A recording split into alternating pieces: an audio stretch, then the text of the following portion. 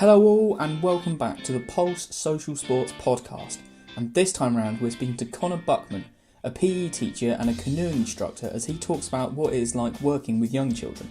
Thanks for coming, taking the time and speaking to us today. So first of all, we'll open out with quite simply, who are you and what do you do? What sports do you do as well? Hello, I am Conor. I am quite a all-around type of sports person. So I'm a qualified PE teacher, I'm an outdoor instructor, and I'm also a Scouts leader instructor, as it were.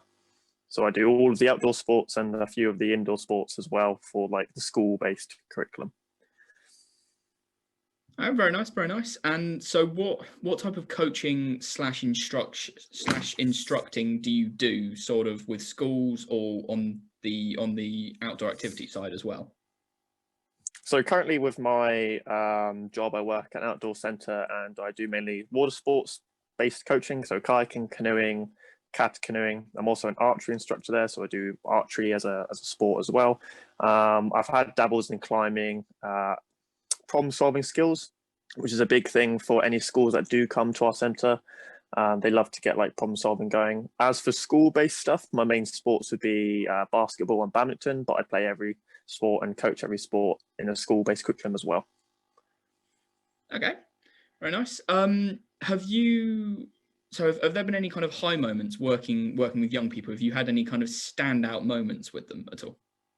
Oh yeah, loads. So I've been doing this for quite a few years now. And I still remember my favorite moment was when I was working at a school and they had an indoor climbing wall. However, they didn't have the necessary instructors to use it. So they were left with this facility that they could never use until I came around.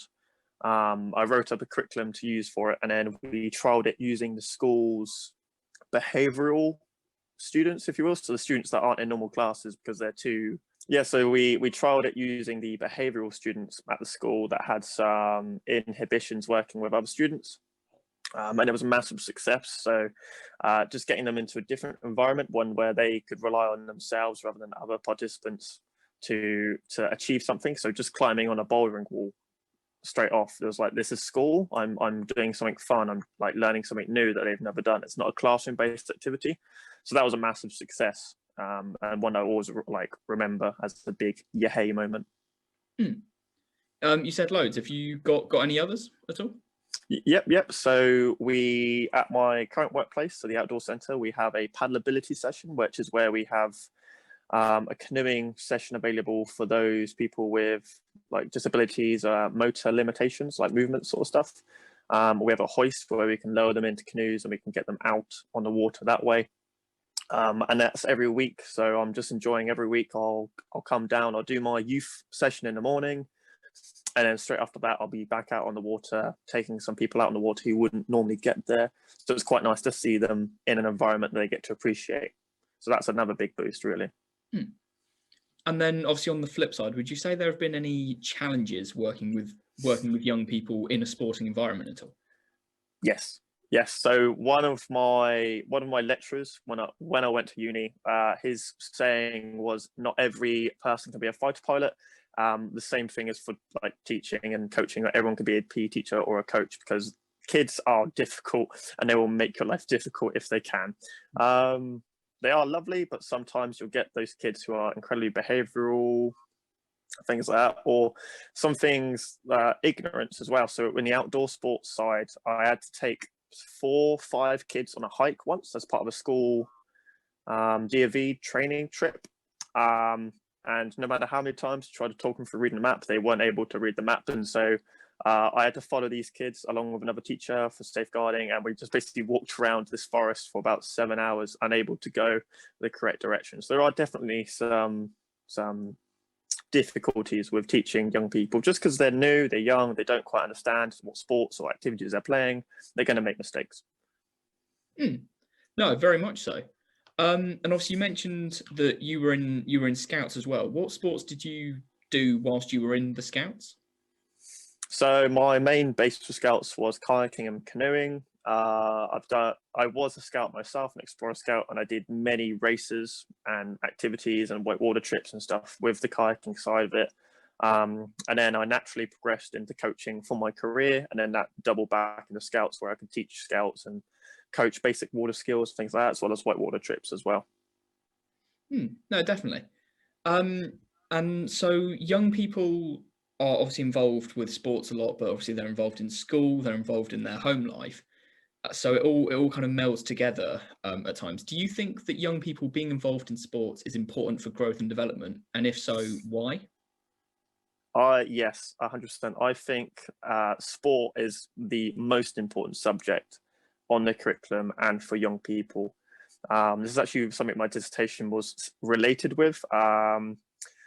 English teaches people language, which is important. Maths teaches them numeracy skills, which is obviously very important. But PE teaches people communication skills. It teaches them leadership skills. It teaches them cognitive skills, such as tactics. It teaches them physical skills, such as running, jogging, coordination, the ability to read the environment around them, problem-solving skills. There's so many different aspects of PE and sport in general that are relatable to the real-life world that it is insane.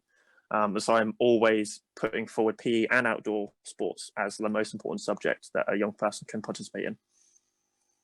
No, very much so. And just one final question to round it all off. You mentioned that obviously they can learn things such as cognitive abilities and physical kind of aspects of PE as well.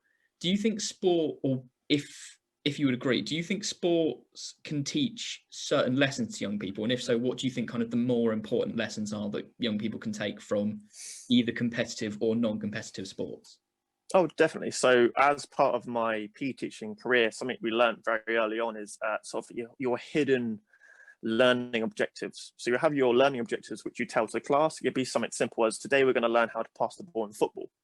But then secretly you'll have your other secret learning objective, which is something you're going to try and get the kids to learn communication skills. And obviously with passing a football, you need to know who you're passing to. So you might call their name.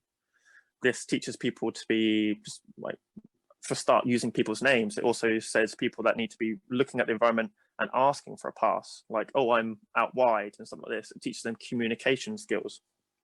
And this is something that you can put in any lesson.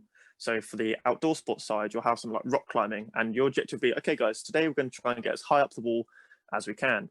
Your hidden objective or hidden lesson objective is confidence building, making them more confident in themselves and each other as well. Because obviously climbing is not just a solo sport. You can also have people belaying. So that's teamwork. Like, these people are now learning empathy because they have to basically be in charge of this person's life as well. Obviously I'm there to make sure they are safe. But these people are now responsible for their teammate who's climbing up a wall. So it teaches them responsibility. There's so many different skills that you can teach through sport that aren't just passing and shooting and playing. No, definitely. That's all the questions that I've got for today. Thanks so much for coming out, and thanks for taking the time to talk to us today. Lovely, not a problem. Perfect. Thanks very much. Once again, that's time on this week, and we would always end by saying thank you to Conor for joining us, and of course, thank you for everyone listening at home. If you haven't already, please sign up to our Facebook, Twitter,